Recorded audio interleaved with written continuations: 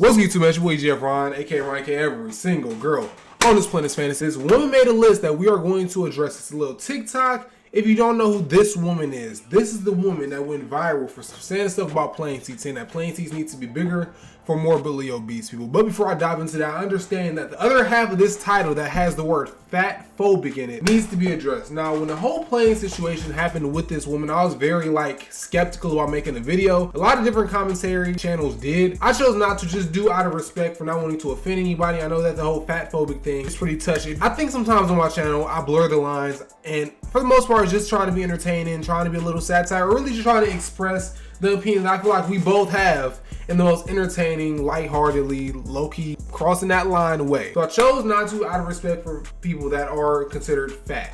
Now, when it comes to the word fatphobia, I'm going to address this before we get to this lady and this asinine / egregious / just morbidly, don't get mad at me, morbidly bad list. I want to get some and make some clarification when it comes to using the word fatphobia. I wasn't that really sure on what the word exactly was. I never really understood all the uproar about it because, you know, on the surface, the word fatphobia just means scared of being fat. Fatphobia, phobia, scared, fat. And I don't think there's anything wrong with that at all. I think on the surface, the word fatphobia should be something that everyone expresses, considering that being obese is considered a disease, just due to the fact that, due to all the things that come with it, as far as dying early, as far as heart issues, as far as cardiovascular issues, etc., etc. So I decided to look up the word fatphobic, and we're gonna break it down a little bit. Just give me 10 seconds. I know y'all want to see me slay this list, because that's what we do. We slay shit around here.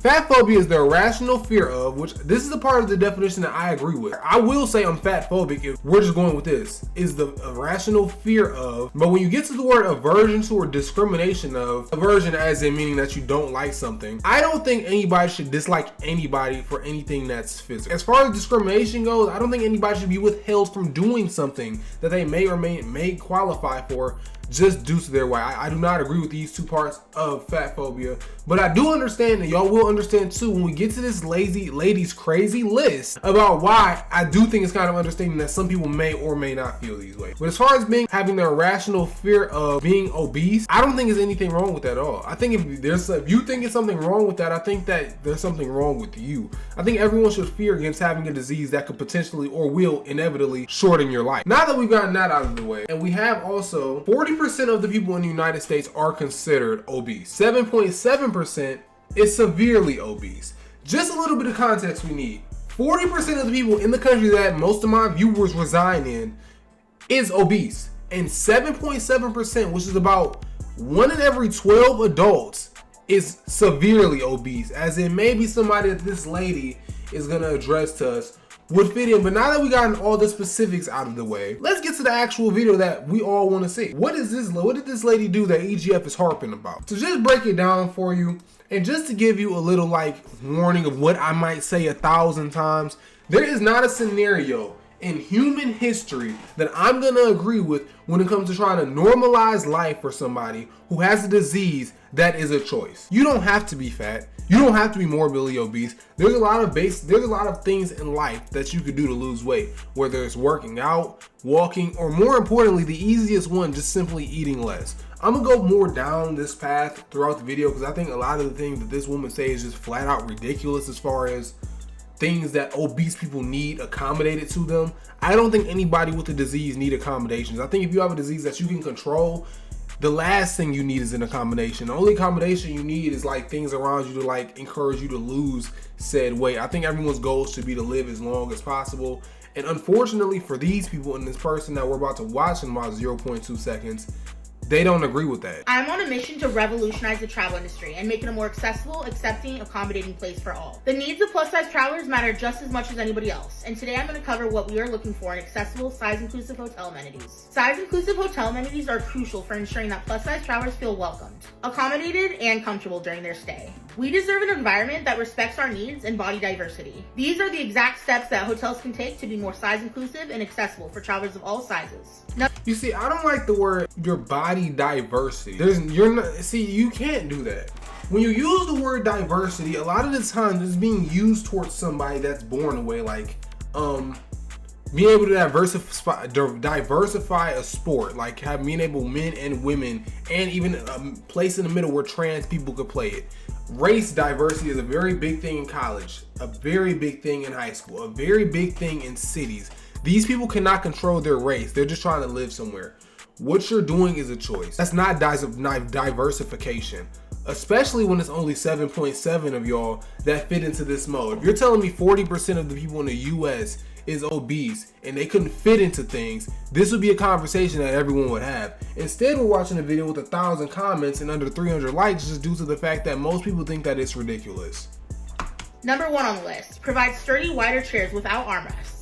Why wouldn't we have armrests? If you are so big that you cannot sit in a chair because of how the armrests may or may not penetrate your body, that's what she said, there's an issue. The issue is not the chair. Listen, for somebody like me who's 6'2", I got a very long arm wingspan. My wingspan is about 6'8", 6'9". Very long wingspan. I need armrests everywhere I go. I fight my girlfriend about it every time we go to the hospital. The movie theater, that is an arm stand fight for my life. Especially if I get the corner seat and she's just not that aware or really care about that. I have an armrest on this chair I'm in right now. I don't know if you can see it. My camera might be too low, so you might not be able to see it. I have an armrest on this chair right now that I'm using. I use every single video you see me in, I'm using it. When I'm editing on my setup, I'm using it. And I'll be damned if I can't rest my 6'8" wingspan arms on anything because somebody that decided to not take care of their body, not take care of their health, and choose to try and get accommodations rather than fixing your own life problems to change it. I'm not living like that. Don't make me change my way of living because the way you live is the minority. And not only, like, it's not even a healthy minority. Like, we all got toxic traits that needs to be fixed that we choose not to, that, you know, sometimes become accustomed to, like how we allow people to talk to us and how we talk to people. I think words like shut up is just blatant disrespect. Babe, we might let our family cross that guideline because they're playing right. We might do it to somebody else and we're playing right. Some people don't view it like that and they just don't speak up about it. And I'm not gonna sit here and let something like this ridiculous just be a thing. This is what I call egregious. Without armrests. In guest rooms, lobbies, and common areas to accommodate different body sizes and types. Number 2 on the list, ensure beds with strong support and a higher weight capacity, along with providing reinforced chairs and wider bathroom facilities. I'm gonna say this maybe 2 more times, and this is one of those last 2 times. If you can't fit in a bathroom, there's 40% of people in America that are obese, and if you are a part of that 7.7 of morbidly obese that can't fit in a bathroom, you're the problem. Do you know how much money it's gonna cost literally everybody to adjust for a 7.7% problem that can be fixed? You can fix this. You can. Number 3, make elevators and hallways spacious to allow for easy movement of larger individuals and those utilizing mobility devices. Number 4, install grab bars in showers and near toilets. Okay, she's spitting right now. She's spitting. I am 6'2", 6'2 and a half. I like to lie and say I'm 6'3 sometimes. I'm 6'2 and a half. I have fractured both of my ankles. I have sprained both of my ankles over 4 times. I have torn my meniscus. I am very injury prone. I'm clumsy. I didn't go to physical therapy. I'm no ballerina. I have no stability. I like to sing in the shower. I like to get groovy in the shower. We need shower bars everywhere. But for your reasoning, no. Listen, if you can't stand up straight long enough to take a shower, and if you can't get up on your own after you wipe your ass, you're the issue. You need to look in the mirror and ask yourself, why am I the only person with this problem? Self-accountability needs to be taken. Self-awareness is very much so needed in this situation. I fear for people like this. I really do. As far as the last thing she said that I'm not going to touch on because I think it's just flat out ridiculous, I'm going to touch on the last thing of the last point she said. If you need to get in one of those electric carts to go grocery shopping because of how big you are and because you can't walk, I actually despise you a little bit, and that's where I'm going to sneak a little bit of this fat phobia stuff in. Because when it gets to a point where like she's asking for things that would impact everyone's life, inherently people are going to begin to dislike said thing that's making her ask for these things. Correct? You get me? Like, if I broke my leg, I had fractured ankles, and I worked with fractured ankles, so I'm not trying to make it seem like I needed an electric cart. But let's just say I went to physical therapy and I don't feel like walking, but I need to get groceries for my girlfriend and my kids. If I find out that I have to walk on basically broken ankles because somebody decided to eat their way to the point where they can't walk, that's where some of the aversion comes in. That is where some of the word aversion to comes in. That's why. Maybe even a little bit of discrimination towards. Why should older people that's in their 80s be forced to walk around because the only electric carts in the store is being used by somebody that decided to get that big? And I am very aware that sometimes obesity can be like a mental symptom of something else, but if that is the case, contrary to popular belief, you have to get it fixed. You can't just walk around with a mental illness. You need to figure out the mental illness. If there's something triggering you to eat and now you're this big, you have to understand that now you're impacting other people's lives, and that's just flat out not okay. Offer adjustable handheld shower heads and raised toilet seats for added accessibility. Bro, if you are so big, and women are short, so you are short saying this. I'm 6'2". I understand this a little bit. Like I said, I tore my meniscus. Getting up, it's easy. I'm not gonna lie, it's thankless, but I'm not gonna act like my knee don't crack when I'm getting up. If you're having an issue sitting down or getting as low as the normal woman/man should, and you think the answer is you think the problem is the toilet being low, you're speaking volumes as far as who you are as a person and what you prioritize and what you think. If you're not looking to change the fact that you're morbidly obese, either A, that mental illness that you have and this being the byproduct of is taking over your life, you need to see a therapist or get help. Number 5, train staff to be respectful, understanding, and accommodating to travelers of all sizes. Number 6, provide pool lifts and handrails at the entry of the pool. This will allow for plus size guests and guests with different abilities to enjoy all amenities. Number 7, hotel restaurants should have roomy seating options and sturdy chairs. Do you know how big a restaurant would be if they needed to have seating options for morbidly obese people everywhere? Can we acknowledge how big or how much space that may take? Unless you're asking for like one special morbidly obese chair in which you're basically asking for yourself to get made fun of inherently because you're the one with the obese chair, ha ha ha. Do you know how much money it will cost to make said chair or get said building? It seems like the easiest thing to do in this situation is for the person that can't fit in a normal chair is to just not go out to eat until you can fit in a normal chair, or handle the fact that you're uncomfortable and that just comes with what you chose to do with your body. Ensuring that everybody can dine comfortably. Number 8, offer larger beach and pool seating. Provide oversized loungers and seating at the beach and pool areas, allowing travelers of all sizes and abilities to be comfortable. Number 9, hotels should provide size-inclusive bathrobes. These should go up to a size 6X and 6X? Man, you look up 6X, they gonna think you doing something that you shouldn't be doing.